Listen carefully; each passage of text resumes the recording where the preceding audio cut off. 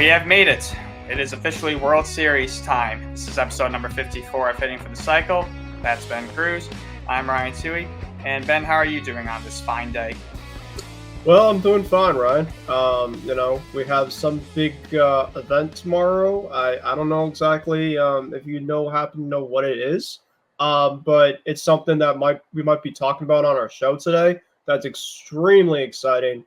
Yes, it's the World Series. It starts tomorrow. We'll talk about who's going to be in it. Hint, hint. Ryan might be happy about one of the team that's going to be in it. And outside of that, we're almost out of October. It's been fantastic out weather-wise. It feels like summer out there, at least in my area, so that's great. So the change of seasons, vibes are high. Celtics won their banner night against the Knicks. Everything's going well. How about you? I can't complain, obviously. If you're a baseball fan and you've been living under a rock and you don't know what this World Series matchup is, I don't know what to tell you. But yes, my New York Yankees are in the World Series, and I'm very excited. And yeah, the weather has been unseasonably warm this time of year, so it's been wild. I won't complain about that. And I'm very much looking forward to tomorrow, and we're going to talk about the World Series and all that wonderful stuff. But before we do, we just want to remind everybody to please follow Hitting for the Cycle on Facebook, X, and Instagram at HFTC Follow the Empty the Bench Podcast Network at ETB Network. Follow our YouTube channel at youtube.com/ETB Network. And finally, listen to us on whatever platforms you get your podcasts. And this episode, as always, is presented by Playback. Watching sports is more fun with others, but we spend too much of our time watching alone. Playback is a virtual space where communities can stream live sports together with everyone perfectly synced up. Creators can hop on stage, deliver their own play-by-play analysis and teams and commentary, and invite viewers up for Q&A. Playback makes watching sports fully interactive and a social experience. From playing fantasy sports, repping your favorite players and teams, and watching with the commentators and communities you care about. Win or lose, sports are best enjoyed together. Join our community by going to playback.tv/ATB Network to find out more, including our live stream schedule. We actually just had our season opener for the NBA on Playback 2 nights ago with the Celtics and Knicks, as well as the Timberwolves and the Lakers. We're planning to have another one coming up next week on the 30th, so make sure to join us for that and all of our other stuff coming on Playback from To the Bench Network. All right, so we're going to get into it. So as I just mentioned, the Yankees are in the World Series, and we're going to go over how they got there in the American League Championship Series when they defeated the Cleveland Guardians 4-1. In last week's episode, as you might recall, I was a little nervous going into Cleveland because I thought the series was not over. I was also fearful of possibly blowing another 3-0 series lead. Well, the Yankees almost went up to 3-0 in that series. Game 3 was epic. If you're a baseball fan, it was an exciting baseball game. So in Game 3, the Yankees took a 2-0 lead to Cleveland, and Clark Schmidt was on the mound for the Yankees, and he pitched all right. It wasn't bad, but it wasn't great. But for the most part, the Yankee bats were silent against Matthew Boyd and the Guardians for the first 6 innings. They only scored one. They only managed to scratch one run across, and the Guardians had a 3-1 lead in the top of the 8th inning, and they brought in their star closer Emmanuel Clase for a 6-out save. And Clase proceeded to give up back-to-back home runs to Aaron Judge and Giancarlo Stanton, which allowed the Yankees to take a 4-3 lead. And the Yankees added another run in the top of the 9th to go ahead 5-3. And at that point, as a Yankee fan, I'd be lying to you if I told you I didn't think that game was over. I thought that game was in the books, and I thought there was no chance for Cleveland to come back, especially when Cleveland grounded into a double play. When Josh Naylor hit a double play in the bottom of the 9th, I was saying to myself, all right, this game is over. Luke Weaver on the mound. He's been untouchable since becoming the Yankees closer. Put it in the books. It's over. However, the Guardians had other ideas. Lane Thomas hit a booming double off the left center field wall that barely missed getting out of Progressive Field. And then Big Christmas, John Kenzie Noel, hit an absolute bomb into the left field seats, which I still think is in the air somewhere, to tie the game up for Cleveland at 5 and send send Cleveland into a frenzy and Mhm. send the game into extra innings. The Yankees couldn't score in the 10th. And then in the bottom of the 10th, Clay Holmes, who obviously struggled all year in that closer role, Mhm. gave up a 2-run, 2-out, walk-off home run to David Fry, and the Guardians didn't avoid elimination, but they avoided Mhm. going down 3-0 to win that game 7-5. And as a Yankee fan, I was demoralized, and that was a very devastating defeat for the Yankees. And a major concern going into Game 4 was Cleveland going to be able to carry that momentum, throughout the rest of the series and maybe send the series back to New York. We've seen a lot of teams just crumble after a loss of that magnitude, but give the Yankees credit. They came out swinging right away in Game 4. Juan Soto hit a 2-run home run in the top of the first inning, and the Yankees jumped out to a 6-2 lead. However, the Guardians would not go down without a fight. The Guardians scratched and clawed and were able to tie the game in the bottom of the 8th inning. So that made it 6-6. But then in the top of the 9th inning, again against Emmanuel Clase, the Yankees scored 2 runs to take an 8-6 lead. The Yankees got home runs, like I mentioned, from Soto, Austin Wells, and Giancarlo Stanton. He had another home run in Game 4, and the Yankees won Game 4 by a score of 8-6. And then Game 5, it was Tanner Bybee for the Guardians against Carlos Rodon for the Yankees. And both pitchers pitched pretty well. Bybee just had the Yankees number for the first 4 2/3 innings. The Yankees couldn't really touch him.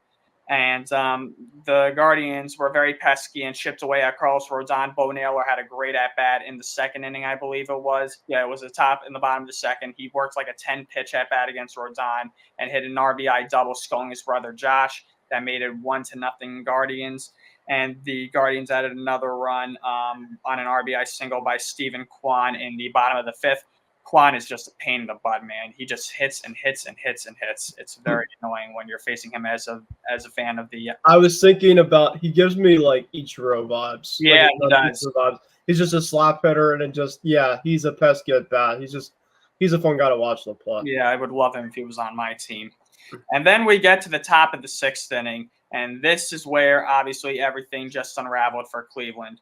So in the top of the 6th inning, in the top of the 6th inning, the Guardians had a 2-0 lead, and I believe the Yankees had runners on first and second. I think it was Gleyber Torres on first, and Gleyber Torres on second, Juan Soto at first, Aaron Judge comes to the plate. Judge hits into a double play. That moves Torres to third base. So there's 2 outs. You have first base open, and Giancarlo Stanton, who's been red hot the whole postseason, coming to the plate. And you have Jazz Chisholm, who's been ice cold, the complete opposite, on deck. For some absurd reason, the Guardians elect to pitch to Giancarlo Stanton. Now, he did strike out in his previous 2 at-bats against Bybee, but still, in that situation, Awful. You can't play with fire. And Giancarlo made the Guardians pay and hit an absolute bomb into the left field seats to tie the game up at 2. And at that moment, I thought the Yankees are winning this game. They're going to finish off the Guardians tonight. There's no doubt in my mind. Now, the game remains scoreless for the next 3 innings, 3.5 innings. And then came the top of the 10th. Hunter Gaddis was on the mound for the Guardians in the 10th inning.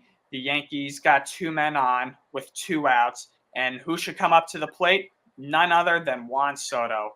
And Soto worked an epic 7-pitch at-bat against Gaddis and then hit a high fastball, chest-high fastball that just kept carrying and carrying and carrying and went over the head of Lane Thomas in center field to give the Yankees a 5-2 lead. And that was all she wrote. Luke Weaver went out for the bottom of the 10th inning and got the save. And didn't get the save, but he got the final 3 outs, and the Yankees won Game 5 by a score of 5-2 to win the series 4-1 and win their first pennant since 2009, their 41st pennant overall. It was a wild 3 games in Cleveland, I'll tell you that. If you're a baseball fan, that's as entertaining as it gets. And as a Yankee fan, tip my cap to the Guardians. They pushed us, especially those 3 games in Cleveland. They were not easy. I was constantly on the edge of my seat, and it was an epic 3 games, especially game 3. Even though my team lost that game, that was just amazing. 2 outs in the bottom of the 9th after your star closer just gave up back-to-back home runs to your 2 Giants to blow the lead, to fight back and punch us in the mouth. That was an epic game. But games 4 and 5 were also epic, and the Yankees earned that pennant, surely. Ryan, Mm-hmm. congrats, my guy.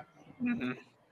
Thank you. I know, as a Red Sox fan, our first Yankee Red Sox podcast, I guess one of our teams had to be in the big dance with the way that our podcast has been going all entire season. Yeah, you guys definitely earned it for sure. I know there's been a lot of non-Yankee fans saying that it was an easy path, this and that. Don't listen to them. I thought, all in all, I looked at that Guardian series and I thought to myself, they're a pesky team. But in the first 2 games, I'm just like, I thought it was over after the first inning. They just seemed like they died. And I thought to myself, this is definitely not the team that I was expecting kind of coming into the series. But boy, they proved me wrong. In the 3rd game specifically, Noel obviously had that jolt game-time homer. I'm shocked that Noel didn't play a lot during the series, but then my brother told me his overall stats coming into that overall at bat we retired. It was like one of his last 16. So I'm like, well, that makes a lot of sense. Yeah, I mean, yeah, from game 3 through game 5, just as a baseball fan and as a non-Yankee fan myself, those games were absolutely fantastic, back and forth.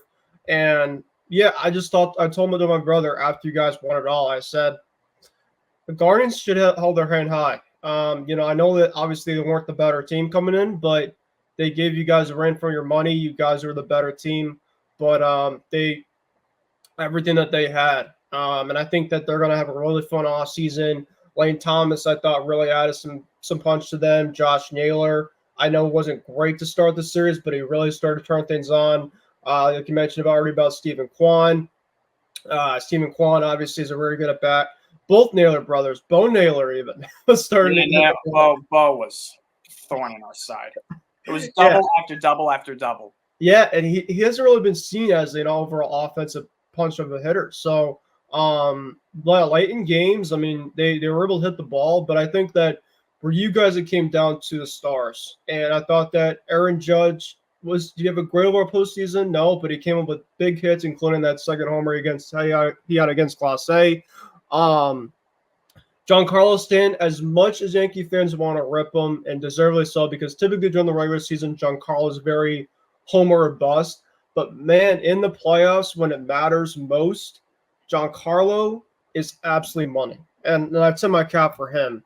When Bobby essentially pitched in that last game to Giancarlo with the open base, like you mentioned, and Jazz Chisholm's been ice cold, uppercutting fastballs left after right after left, I told to myself, I'm like, there's no way they're doing this. There's no way that they're doing this. Now, I understand that Bobby, his off-speed was fantastic leading up to that overall at bat, but I told to myself, if he hangs one, it's not coming back. Right after I say that, next pitch, I'm like, yep. So, I mean, yeah, I give the Yankees credit. You give Giancarlo credit. It's almost like it's a free, like, all right, thank you very much. And then not only it was the hanging pitch, Ryan, it was over the middle of the plate. Mm-hmm. So because a lot of his off speeds were pretty much right outside to the side, where Giancarlo is very susceptible to still hitting it. But he going right in the middle of the plate. That was an absolute cookie, and he just did not miss it. So give him credit. Soto, obviously, I thought was pretty good in the overall series, but he needed that signature moment. And boy, oh boy, he brought that signature moment last game, top of the 10th inning. That's why you pay him. I told him myself after that you guys won that overall series in the pennant. That's why you bring somebody else with them, because in the past several years, during you guys, falling short, Aaron Judge, there's so much Aaron Judge to do overall in the playoffs. And you needed somebody to maybe kind of give you guys that next bolt. You saw the energy that the Yankees had after Soto hit that. I'm just like, That's what I'm talking about in terms of like what you guys have needed for so long. And yeah, just give you guys a lot of credit, man. Really happy for you. But during some of the World Series runs that my Red Sox have been on, I know it's obviously very exciting to get there. Now it's about finishing. Obviously you obviously have a checklist when you in terms of when you get to an overall run in the playoffs. Making the playoffs is the first thing.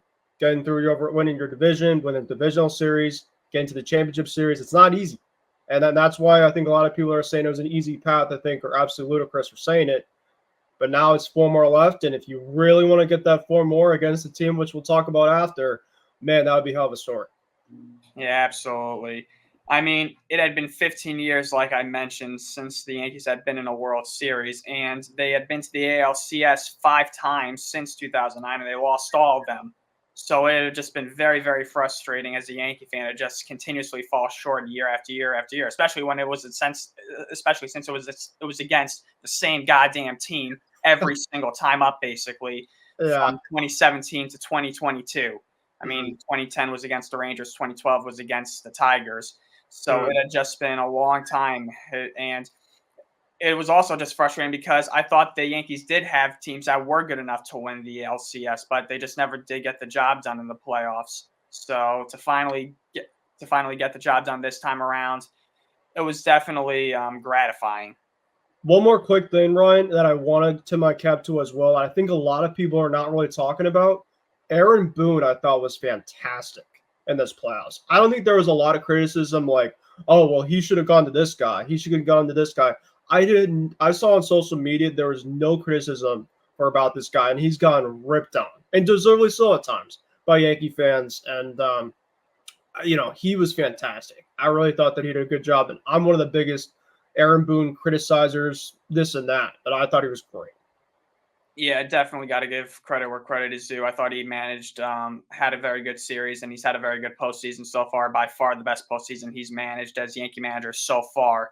The only move that I wasn't crazy about was bringing in Luke Weaver in Game 2 because I thought that kind of fatigued him a bit, and I thought that played a role in him giving up the home run to Noel in Game 3. Yeah, that's my only nitpick that I have for Boone so far in this postseason. So we'll see how he fares in the World Series.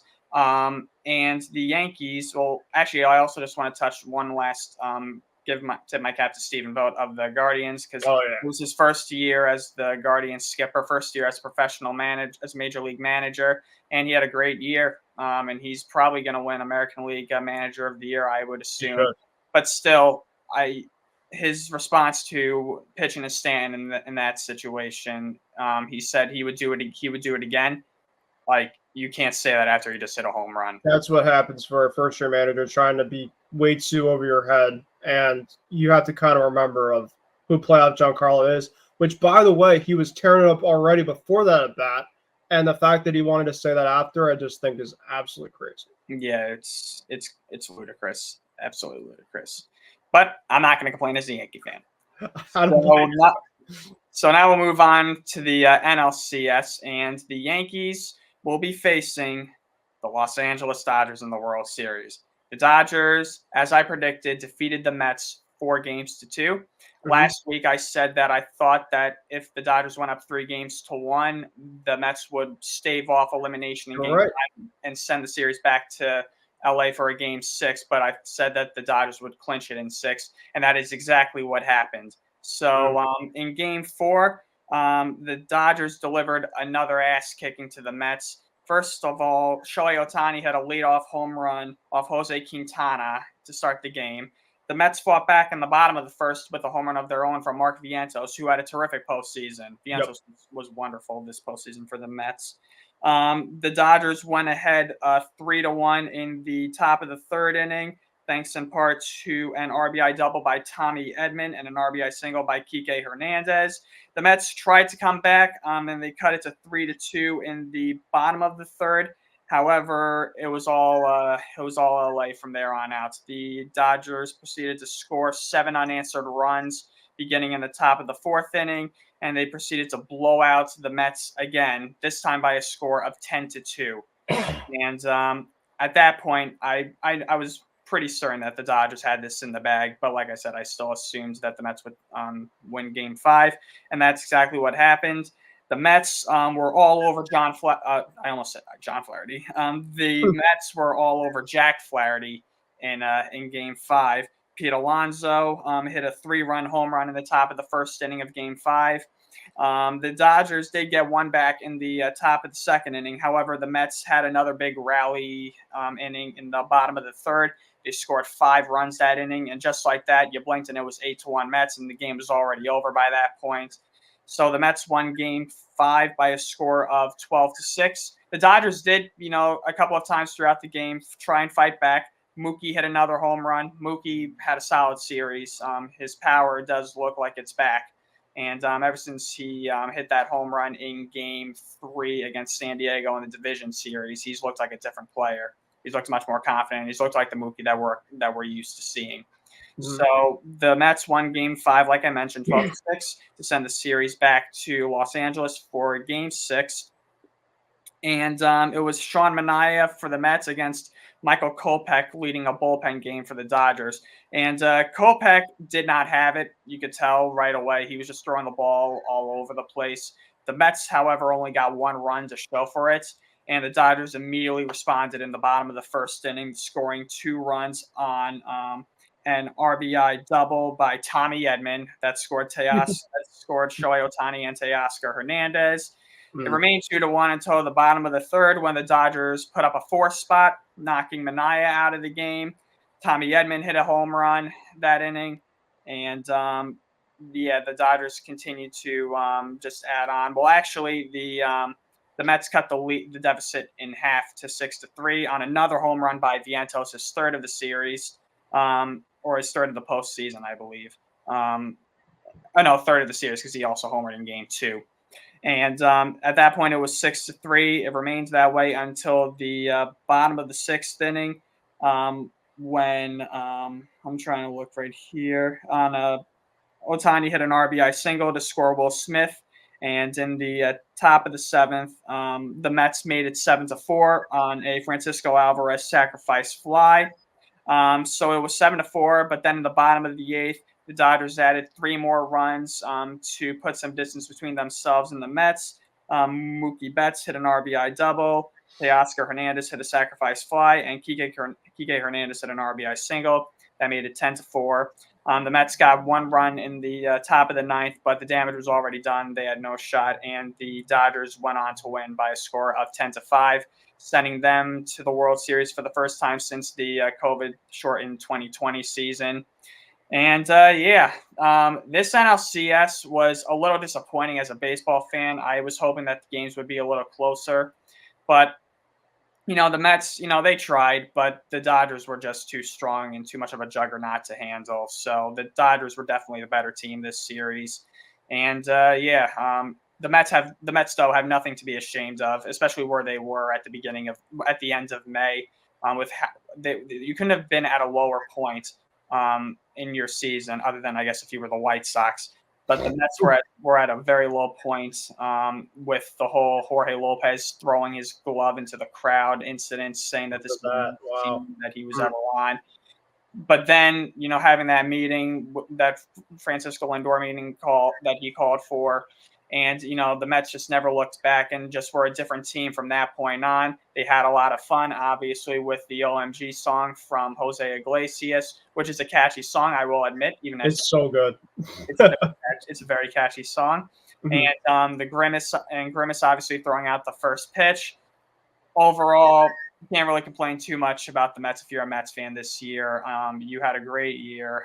You weren't expected to do much this year. It kind of reminds me of the 2017 Yankees in a way, where people thought it was going to be a rebuilding year, and the Yankees obviously went all the way to the LCS, falling in 7 games. Obviously, the Mets had a great year. They really don't have anything to be ashamed of, and now they just look to build on the success that they have this year for the foreseeable future. And for the Dodgers, money well spent. Yeah. Like you mentioned, this is a series that I thought was going to be a lot closer. But I also think, and I know that obviously I'm going to talk about the Mets just shortly, but I think they ran out of gas. They essentially ran into the buzzsaw, if you want to call it. And you know, in this first ever postseason, man, Shohei Ohtani wasn't phased.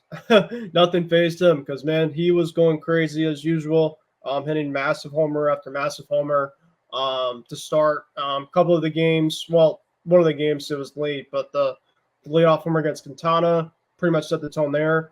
Andy Pages was absolutely fantastic. Nobody's really kind of talking about him, but the Dodgers really, I mean, I know Tommy Edman was the guy that was absolutely killing it all series. Um, but really for a lineup that Freddie Freeman really wasn't clicking with, the Dodgers were doing just fine. They had other guys really stepping up. They're hitting with runners in scoring position. Another underrated thing about the Dodgers is they really didn't have a lot of people were kind of curious coming into the postseason. Was the pitching going to be able to held up because Glasnow got hurt. Yamamoto obviously his first ever postseason run. Obviously no Ohtani pitching, even though it was his first postseason run as well. They used a lot with the bullpen games, even though the bullpen was fantastic. Buehler wasn't great for the start of the postseason, but he was able to have a big postseason outing against the Mets. So, they were kind of able to kind of piece things around and find a way to get there. Really, it was because of their offense, but got to give credit as well to Dave Roberts, the manager for them. I thought that he, for the most part, did a pretty good job on everything that he had, and I think that there's even some guys in that lineup, guys like Freddie and Will Smith, that are really good hitters. That even Teoscar Hernandez in the NLCS kind of slowed things down. So that just pretty much tells you how loaded that lineup is for the Dodgers. If really from 1 to 9, everybody's clicking at the same time, I'm not saying the Yankees don't have a chance, but we'll talk about the prediction. But God, it is absolutely brutal to face. You have a majority of that lineup been able to click at the same exact time. So I know Mookie and Shohei started to do that in the NLCS. You saw in terms of the results there. That Dodgers team is just, everybody was talking about them pretty much going crazy this offseason and trying to get to the World Series. It finally paid off, and now that's where they are. But this is where I give credit to the Mets because, man, oh, man, what a season. I was really pulling for them in the playoffs. Obviously my Red Sox out, and they had a fantastic run. Just kind of like you mentioned, the 2017 Yankees. I kind of think about it as the 2021 Red Sox. If we want to talk about our own respective teams, Red Sox really were kind of in a run that nobody was giving credit for. Chaim Bloom under the helm, and the Red Sox had to even at the last week of that 2021 series have to beat the Nationals and. Trying to remember the other team, but they had to find a way at the last week of the season to get into the playoffs, just like the Mets were in their respective seasons. And then they were able to get through the wild card runs. Red Sox got the winner take all game, and then pretty much took off from there. We beat the Rays obviously in the ALCS. Then of course we faced the Astros, and we had a good couple games against them, but our offense kind of died out, kind of similar like the Mets. The Mets obviously just not enough pitching. Manai obviously just didn't have it. But he was fantastic in the postseason. Quintana. So the Mets obviously have nothing to be ashamed about. And now Steve Cohen and David Stearns this offseason have a foundation that they can work with. Whether it's them going after maybe your guy in Juan Soto with the Yankees or maybe trying to keep Pete Alonso. They have a ton of guys that they have to work out for. But going from 0-4 to Jorge Lopez saying they're the worst effing team in baseball to now where they are 2 wins away from potentially making the World Series, I don't think anybody was expecting that. So credit to the Mets. Yeah, absolutely. I couldn't have said it better myself. And Tommy Edman was named NLCS MVP. He just tore apart the Mets that series. And I forgot to mention Giancarlo, rightfully so, was named the ALCS MVP. So those were the MVPs for the respective LCSs. So now we get to the World Series. And like I mentioned, Yankees, Dodgers. It's the 12th time that these two teams will meet in the Fall Classic and the first time in 43 years since 1981. And the Yankees currently have the edge, 8 wins to 3. And this series always has big stars involved. And you look throughout the history of this series and World Series play, there's always a big name. In the 40s and 50s, the Dodgers had guys like Jackie Robinson, Pee Wee Reese, Gil Hodges, Duke Snider, and Roy Campanella. The Yankees had names like Joe DiMaggio, Mickey Mantle, Yogi Berra, Phil Rizzuto. The Dodgers eventually had names in the 60s like Sandy Koufax and Don Drysdale. The Yankees had names like Whitey Ford and Elston Howard. Then we get to the 70s. The Dodgers had names like Ron Cey, Dusty Baker, Steve Garvey, Fernando Valenzuela. And the Yankees had names like Willie Randolph, Thurman Munson, Reggie Jackson, Chris Chambliss. And now we're getting into the 2024 World Series, and the Dodgers have names like Shohei Ohtani, Mookie Betts, Freddie Freeman. The Yankees have names like Aaron Judge, Juan Soto, and Giancarlo Stanton. So it's just always a superstar matchup, and this is sure to be an exciting World Series, and obviously I'm very excited for it. I'm also nervous. The Dodgers are a very, very good team. They're going to be this is definitely going to be the toughest task for the Yankees to face this postseason, but it's really exciting. So we're going to go through our predictions. So the way I decided to do this is kind of go around the diamonds a little bit and try and compare the players on both sides. Okay. So I'd say for the Dodgers, their primary catcher is Will Smith. Mm-hmm. The Yankees is Austin Wells. I think it's no question the Dodgers have the advantage here. Will Smith is more seasoned catcher. He's a better hitter. Austin Wells has really struggled this entire postseason, so I would give the Dodgers the edge there.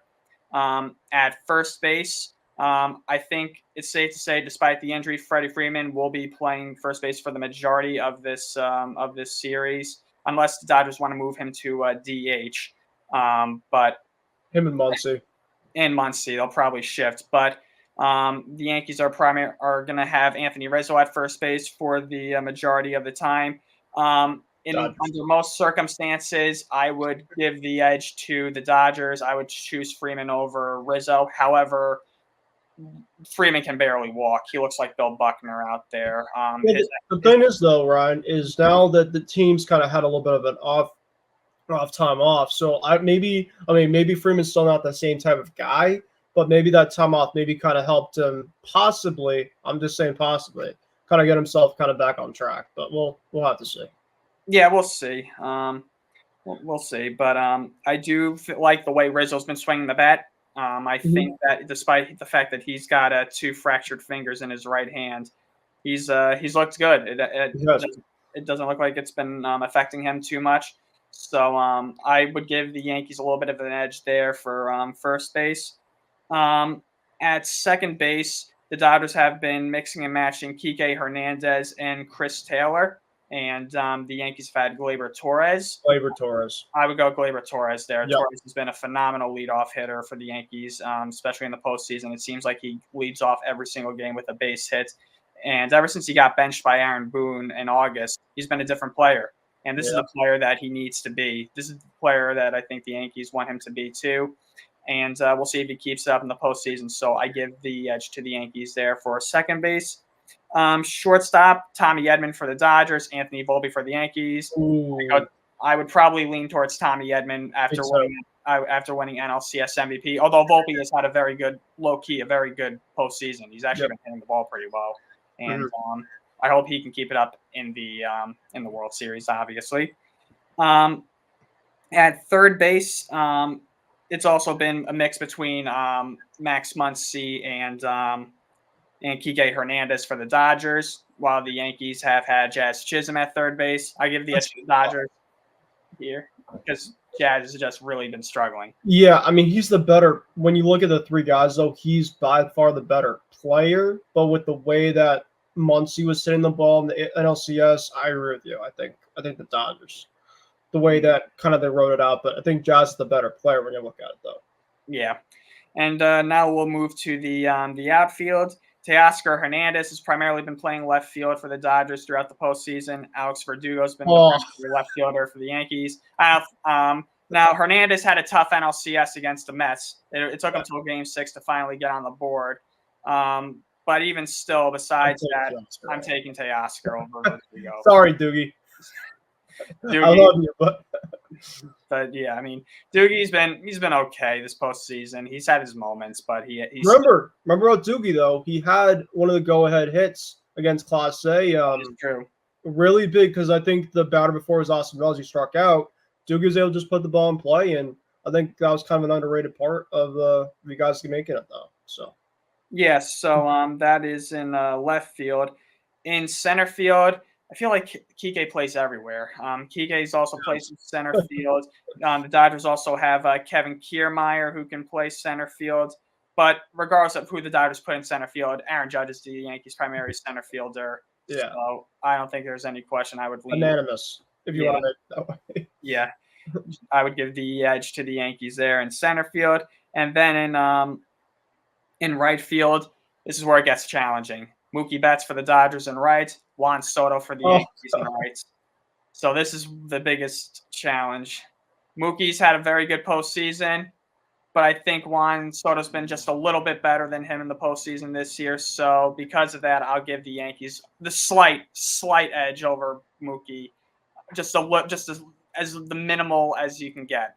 Like, no knock on Mookie, he's been phenomenal. But I think Soto has just been so important to the Yankees; they wouldn't be here without him. this is the first one I'm going against you, Ryan, You're because and this is not me being a Red Sox biased Mookie fan, and I know that obviously he wasn't great until the NLCS, but Soto, I love Soto. Don't get me wrong. I think he's one of the most prolific power outbatters in the league by far. He's going to be one of the best guys in the offseason to go after. Heck, I would love the Red Sox to get him 10 times out of 10. But I think when you look at both offensively and defensively, I'd take Mookie. I think that Mookie is just better on both sides of the ball. And this is obviously not a knock on Soto. But I think that if I know you're talking obviously the whole entire postseason run with offense, sure, I'll take Soto. But if you're looking at kind of from both sides of the ball, and especially in a stake where it gets even higher, where I know both Soto and Mookie have both won a World Series already, both on their respective teams. Mookie's won two, but I think Mookie is just better on both sides of the ball. So that's where I lean the edge. But like you mentioned, I think it's going to be a slight. Yeah, that's a fair point. Mookie is a better defender than Juan Soto is, and in World Series play, defense is critical. And in a big situation, I would trust Mookie out in the outfield more than I would trust Soto. And then we get to the DH, Shohei Ohtani for the Dodgers, Giancarlo for the Yankees. Giancarlo, thank you for winning LCS MVP, but I'm not betting against Shohei Ohtani. Yeah, if there's anybody else that wasn't Shohei Ohtani, I think we'd be going Giancarlo. But yeah, Shohei is Shohei. That's all I will say. Yes, so I think that the Dodgers have that covers the offense basically, and I think the Dodgers definitely have the edge there in the offense. Their lineup is just relentless. I mean, when we kind of went through on the league, right? So catcher we both had the Dodgers. That's one. Yes. First base, we had the Dodgers, right? I had the Yankees because of Freddie's ankle. Okay, and I had the Dodgers. So 2-1. 2-1. Yes. Second base, we both had Gleyber. Yes. So we agreed on that on 2. All right, and then shortstop, we both agreed on Edman. I think we have the Dodgers. Edman. Yeah. So that's 4. Mm-hmm. Third base, we both agreed on Muncy. Yeah. Right? That's 5. So that's 5-2 already. And then left field, 6. That's 6. 3, we both had Judge. And then 4, so I had 7 because I'm going for Mookie. You had Soto, so that's 4. And then Ohtani. So essentially, it's 8-5 ratio. Basically, right now, the Dodgers, when you look at it all around. Yeah, so, the Dodgers definitely have the deeper lineup. There's no doubt about that. That they got the better lineup. But the pitching, I give the edge to the Yankees there. The Yankees have Garrett Cole, Carlos Rodon, Clark Schmidt, and Luis Gil. That's going to be their that's probably going to be their rotation going into this World Series. The Dodgers have Jack Flaherty going in Game 1, Yoshinobu Yamamoto going in Game 2, and Walker Buehler most likely going in Game 3. Most likely a bullpen game is going to be for the Dodgers in Game 4.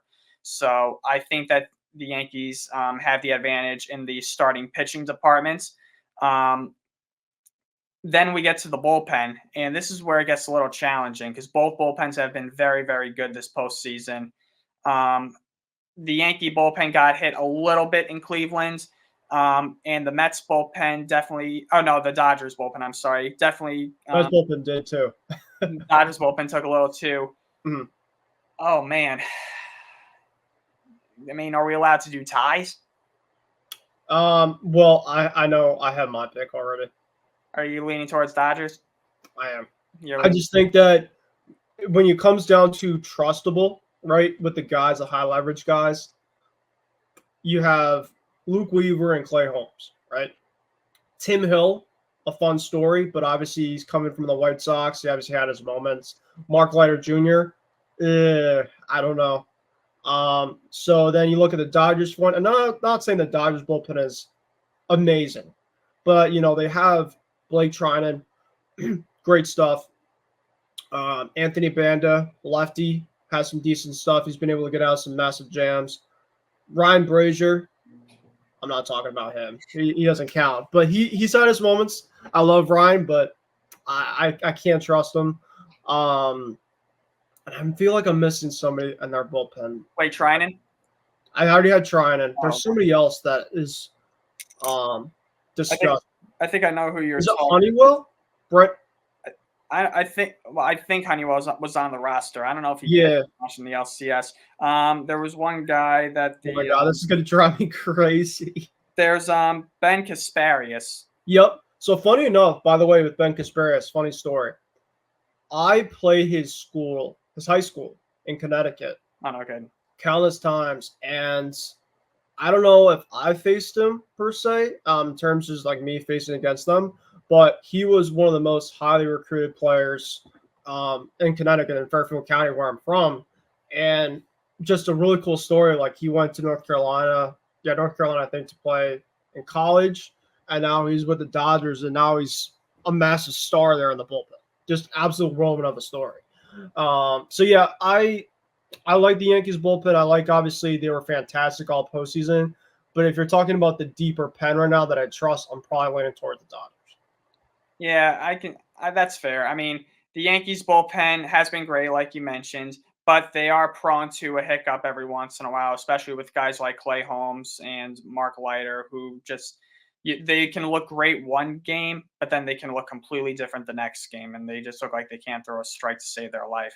And against this Dodger lineup, I mean, the Yankee bullpen, like I mentioned, did struggle a couple of times against Cleveland, but the Dodger lineup is better than Cleveland's. So, I mean, if they struggle against Cleveland's lineup, I could see them struggling against LA's lineup, and vice versa. I think that the Yankees lineup is clicking a little bit better right now. I mean, the Mets lineup was pretty relentless too in the LCS. It's no knock on the Mets, but I could also see the Dodger bullpen faltering a little bit against the Yankees lineup.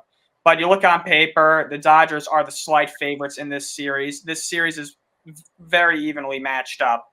The Dodgers, obviously, I think, are the favorites because they have home field advantage and the fact that they had a better record than the Yankees, and they took 2 out of 3 from the Yankees this season. However, the Yankees didn't have Juan Soto playing that series, so this is going to be completely different now. I still think that the starting pitching should be a big concern for the Dodgers, even though that they shut out the Mets a few times in that LCS and they've been pitching very well. My prediction for this World Series, I could see it going either way. Honestly, I wouldn't be surprised if the Dodgers won this series or if the Yankees won this series. Obviously, but I'm a Yankee fan. I'm going to stay loyal to my team. That's fair. I'm gonna say Yankees in 7. Okay. Yeah, I respect that a lot. For me, I'm gonna go. This is not me being a biased Yankees hater per se. I think you guys have an absolute fantastic run. But I think that now you're facing against the Beast, and you're facing against a team that is absolutely riding high with some guys that aren't even clicking yet. But this is going to be a great series. I think that the Yankees obviously have the edge in the starting area. So this is why, like you mentioned, it could really go either way in terms of who wins it. But I think it's going to come down to you got to score runs per se against a team like the Yankees. And not a knock to the Royals and not a knock to the Guardians. The Guardians, actually, the second half of the series, were actually being able to kind of score a little bit, which I was kind of worried about. They were able to kind of come back in these games. But the Dodgers, the one thing that they have that the Guardians and the Royals didn't really do much of. But the Guardians, to a degree, I guess they did in the second half of the series, scoring with guys on base. The Dodgers were absolutely fantastic when guys were on the pond against the Mets. I felt like the Dodgers just kept on getting these guys in. And when the games are going to get tight against the Yankee bullpen, which I'm scared about. I know the Dodgers are also the Yankees are also the same way. I mean, the Dodgers are the same way. I'm sorry. I trust the Dodgers kind of late in the games more than I do with the Yankees, I think, when it gets tough. But I thought the Yankees did a really good job, though, in a lot of the late games against the Guardians, though. So, like I said, it's going to be back and forth. I'm going Dodgers in 7. That's where I'm leading. And this is obviously not a knock to your team, Ryan, because I think you guys have been absolutely phenomenal. And win or lose, just to be back in the World Series, I think is already a plus. But yeah, and this is me like just thinking this whole entire thing. Now this is not like all right, Dodgers in 7, like right. I feel the same way. And it could go either way. This is why I think it's going to be such a fantastic World Series. I remember last year, right, during the Rangers and Diamondbacks, I think most of us had like, all right, it's probably going to be probably the Rangers or the Diamondbacks, but it's like you're able to kind of choose that more of like a convincing fashion. This one, it's like you just don't know.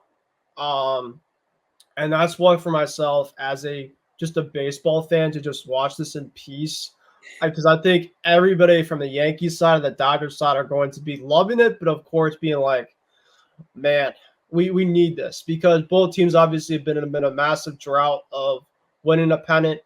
Obviously, this will be the first one as Aaron Boone's managerial tenure. And then for the Dodgers, I mean, Roberts won it in 2020, but I think a lot of people kind of see that more. I wouldn't say that's really fluky. I mean, they won it per se. Congrats to them. But outside of the COVID year, kind of the one that is against, I mean, they beat the Rays in 2020. I mean, it's what it is. No offense to the Rays.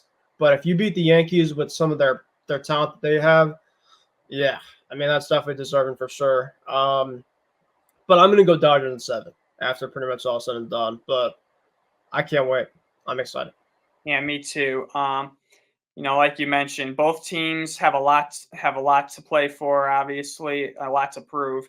I would say the Yankees probably have a bit more pressure to win the World Series than the Dodgers do because obviously the Dodgers, they have that core locked up for a few more years. That core being Ohtani, Betts, Freeman, Yamamoto.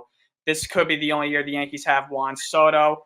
Giancarlo is not getting any younger. His body's going to continue to break down, as the years go on. Same with Aaron Judge. Garrett Cole's going to be 35 next year. Does Cole, really quick, Cole's an opt-out this year, right? Cole's an opt-out this year, yes. He'll come back, though. I'm not worried. But I do think he'll come back next year. But Cole, like I said, he's going to be 35. He's not the same pitcher he was when he was, when he was in his prime with the Astros or, early years with the Yankees. Anthony Rizzo is probably not coming back next year. Gleyber Torres is a free agent. So, the Yankees just have a lot of question marks when it comes to a lot of players on their roster. And for a lot of these guys, this could be their only shot to win a World Series. This could be Stanton's only shot. This could be Cole's only shot, especially where they're at right now in their careers. So I definitely think that there's a little bit more pressure on the Yankees this year to win the World Series than the Dodgers. But for the Dodgers, I mean, I know you mentioned 2020. The Dodgers haven't had a parade for a World Championship since 1988. They haven't won a full season World Series since '88. Oh yeah, that's right. There was no parade in 2020. No parade, yeah. So they have that for motivation. Yeah. So yeah, I mean, somebody's gonna, obviously be happy, and somebody's gonna obviously be upset. So, well, as Tom Brady mentioned, only one team is going to be happy by the end of it, and everybody else essentially is going to have to go back to the drawing board. So I always take that with my teams and everybody else's teams. So, I mean, it's true. I mean, essentially, one team goes home happy, and I mean, with these two type of matchups, though, if you essentially get asked like, "Oh, you lose this," obviously. I think most Yankee fans are going to keep their heads high because we're facing a team, which, by the way, I was talking with one of my other co-hosts, Nick DiMartino, on another show. Shout out to you, Nick. he was comparing this Dodgers team, Ryan, to, and I hate to cross sports, but the 2017 Golden State Warriors, where they were absolutely loaded with Kevin Durant, Steph Curry, Klay Thompson, just their dynasty years. So it's like if you guys lose to the Dodgers, I think most of their games can be close. But if you guys win it, though, I mean, heck, that's going to be absolutely fantastic for you guys because I think most Yankee fans have been wanting to get back to the World Series, but also winning a World Series. So we'll see. Well, if you're a Yankee fan, if you're in the Yankee organization, it's not enough just to get back to the World Series. You're there to win it. That's what Derek Jeter always said. I don't care if you make it to the World Series and lose it, or if you lose in the regular season. Losing was the same to him no matter what point in the season it was. He only cared about winning the World Series. Nothing else mattered to him, and that's kind of the mantra that many Yankee fans live by, and that's the mantra that the Yankees try to instill in their players year in and year out. So it's definitely going to be a fun series. I will say, Anthony Rizzo is going to have a lot of stories to tell his grandkids when he gets older. Gets to play in a Cubs-Indians 2016 World Series. Now he gets to play in a Yankees-Dodgers World Series.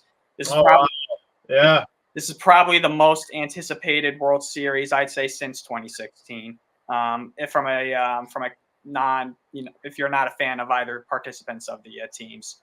So really quick, Ryan, before we hopefully get into the next topic before we conclude today, what's the next factor of a player that you feel like needs to step up in order for both the Yankees to win it and then the Dodgers to win? Because I know X factors when it comes to these type of big overall series, whether it's the Super Bowl, the finals, there's always going to be one guy that nobody really talks about that has to step up. So who do you feel like from the Yankees side and from the Dodgers side has to step up in order to? So for me, I think for the Yankees side, Jazz Chisholm has to step up.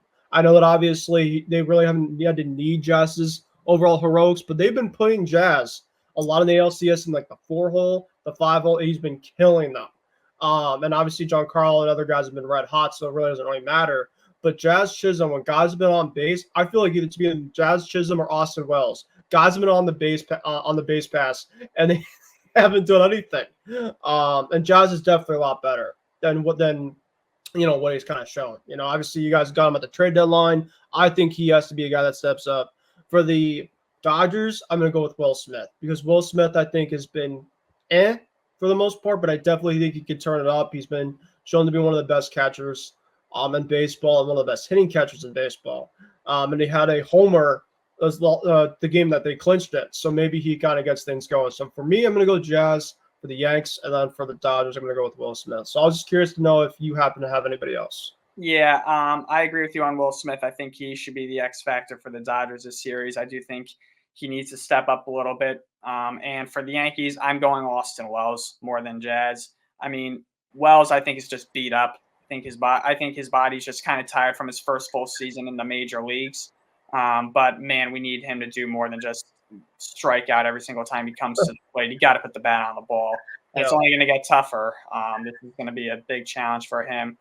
Actually, other thing that I want to mention, my World Series MVP prediction for this series, like I said, I got Yankees in 7. Screw it. I'm going Aaron Judge. Finally has his big postseason series. Okay, I like that. I know a lot of people are going to say Shohei, but I'm going to go off the rails here. I'm going to go Teoscar Hernandez. Teoscar Hernandez is in a free agency year, and some odd reason, when he plays the Yankees, he goes crazy. Of course, when he was with the Blue Jays, he always seemed to hit the Yankees well. He always seems to hit the AL East side well. He kills my Red Sox. That's why I would love him. And he has talked highly about playing for the Red Sox. Hint, maybe this offseason. But I'm going to go Teoscar Hernandez. I know a lot of people are going to be like, what? You have Shohei Ohtani, Mookie Betts, Freddie Freeman. Yeah, I said it. I think Teoscar Hernandez is going to be my MVP.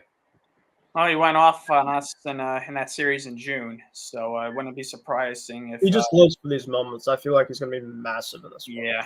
Yeah, I could see that if the Dodgers were to win this series, I could see Hernandez winning the MVP. But regardless, should be a fun series. Both of us have it going to distance. It's very evenly matched. And I think this is going to go down as a classic. They're also making a documentary out of this World Series for Apple TV, if I'm not mistaken. Oh, I didn't know that. Yeah, they are. So They should. yeah. And unfortunately, I mean, like I said, this is a Yankee Dodger World Series. And unfortunately, a big piece of the Dodgers' 1981 World Series championship victory over the Yankees, Fernando Valenzuela, passed away a couple of days ago at the age of 63. Valenzuela burst onto the scene of Major League Baseball in 1981. He had a phenomenal year that year. He was known for his funky wind-up, how he twisted his body almost a full 360 degrees, and his eyes would look upward as he was turning his body to the side. And I think he pitched like 7 or 8 straight complete games for the Dodgers to begin the 1981 Major League Baseball season. He was a big reason that the Dodgers made it to the World Series and won that World Series. He was the 1981 Cy Young Award winner, the 1981 Rookie of the Year. He also was a member of the 1988 Dodger World Championship team. He also pitched a no-hitter with the Dodgers on June 29, 1990. His number 34 is retired by them, led the National League in wins in 1986. And he also won 2 Silver Sluggers for as a pitcher in both 1981 and 1983. Back then, there was still obviously the pitcher still had to hit in the National League back at that time. Valenzuela also pitched for the Angels, Orioles, Phillies, Padres, and Cardinals. He hung up his cleats after July 14th, 1997. And unfortunately, he had been battling liver cancer, and his health just deteriorated in recent weeks. So it's very sad, and it's just kind of morbid how this happens right before the Dodgers are scheduled to play the Yankees in another World Series. Kind of creepy, honestly. And the Dodgers are going to honor him before Game 1 tomorrow night at Dodger Stadium. But yeah, rest in peace to Fernando Valenzuela. It's very sad to hear. Yeah. Unfortunately, Ron, we've had to talk about a couple legends passing away in the last several weeks. It's been really tough to see that, and it really sucks for anybody, but for a team that now is just in the World Series, to hear that right beforehand, all the great vibes, and at the end of the day, at times, we're all human here, and it sucks for this guy, that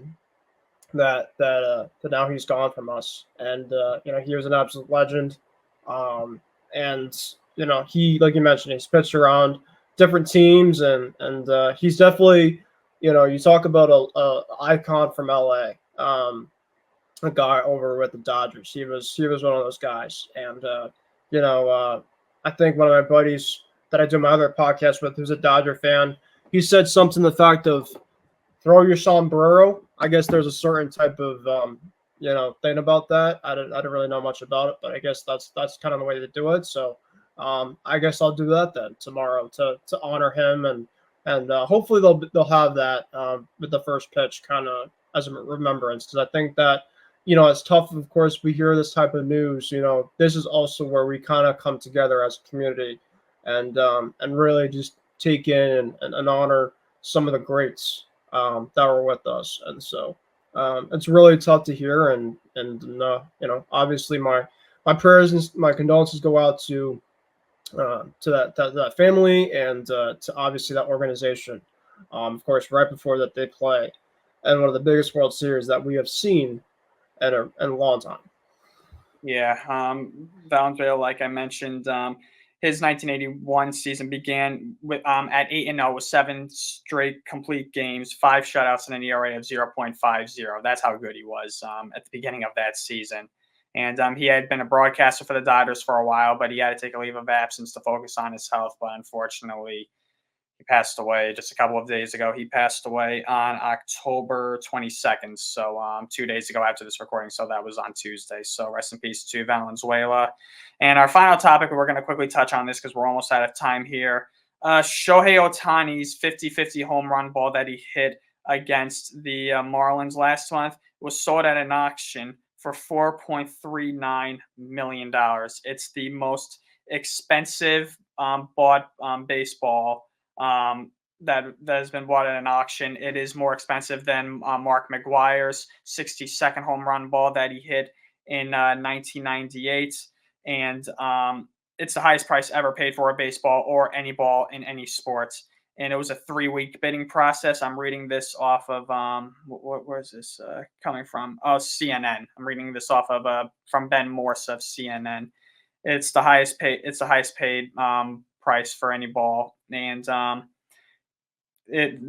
Ken Golden, the founder and CEO of Golden, he said in a statement, Shohei Ohtani made history with this baseball, and now at the highest sale price for any ball ever sold, this legendary piece of sports memorabilia has made history again. They didn't specifically say who this baseball was sold to, but and there was also a little bit of controversy. Apparently, an 18-year-old tried to file a lawsuit because he was wrestled to the ground trying to get this baseball, but apparently that lawsuit fell through.